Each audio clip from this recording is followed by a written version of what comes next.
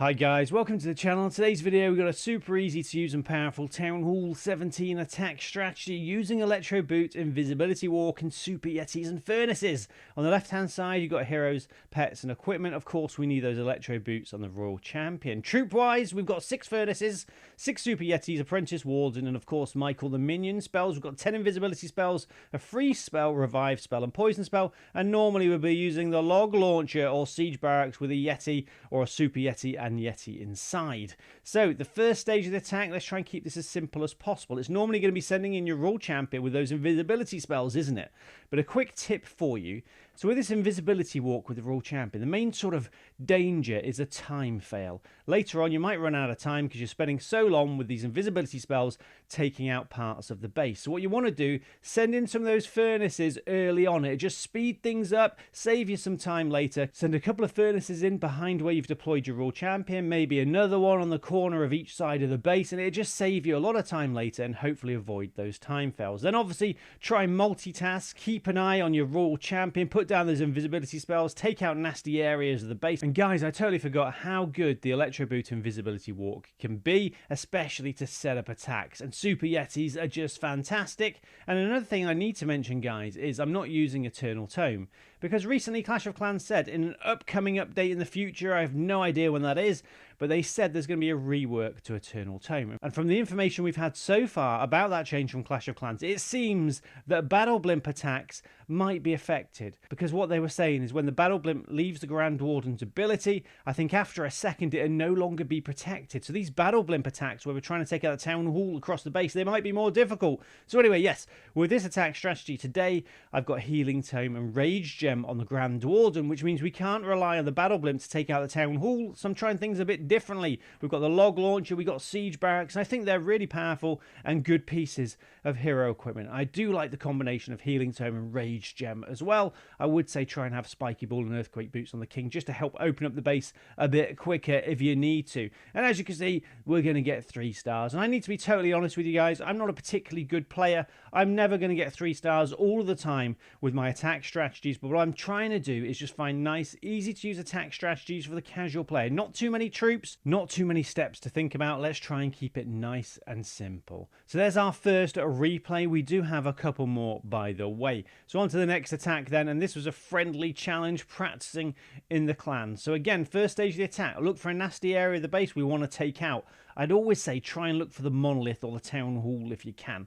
On this base we're attacking from 6 o'clock, trying to take out the ricochet cannon, and there we go. I'm sending in some furnaces just behind the Royal Champion's position over to the right hand side as well. Like I said earlier, this will hopefully help us avoid any kind of time fails.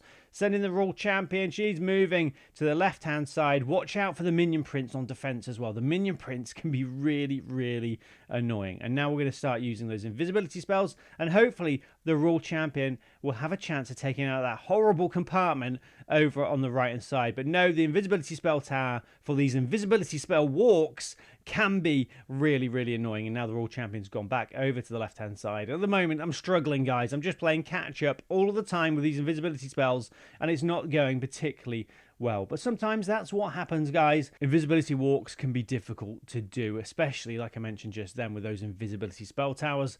They can really leave you guessing where the Royal Champion's going to go next. But we've done okay, we've recovered, and the Royal Champion is still taking out a fair bit of the base. And now it's all about sending in the rest of the army. I want to try and go after that nasty compartment, so I've just sent in the king, use his ability straight away, then I'm going to spam the troops, and hopefully we're going to have a chance of getting 3 stars. So I do think this is really easy to use. There's just a few steps you need to think about. Obviously the invisibility walk is the main one. You need to get that right. If that goes disastrously wrong, then it can cause you issues with the rest of the attack. You do have that revive spell. I would say try and keep that revive spell for the Royal Champion later on if you can, but feel free to use it on any of your other heroes. It obviously depends on how the attack's going. And the log launcher pushing through the base, helping us have a chance of taking out the town hall, so we should be okay. I mean, if you're using the log launcher, I like using a Yeti and Super Yeti inside. If you're using the siege barracks, that's probably not a good choice, because obviously the troops will come out of the siege barracks later on and they have to catch up with the main army. So maybe super minions or Valkyries if you're using siege barracks.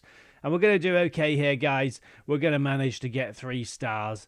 Maybe not as comfortable as the last attack. And Michael the Minion is on the battlefield. And guys, if Michael the Minion is on the battlefield, you know you're going to get 3 stars. So on to our last replay. Let's have a look here. So we're sending in the World Champion again on the left-hand side. I need to remember to send in some furnaces about now, but sometimes it can be a bit difficult to multitask, so I think I've forgotten. But we're going after the monolith. We've taken it out. The enemy king's there. That's one thing you need to think about on these attacks. Just watch out for anything your Royal Champion could walk into, like clan castle troops, ice golems, enemy king.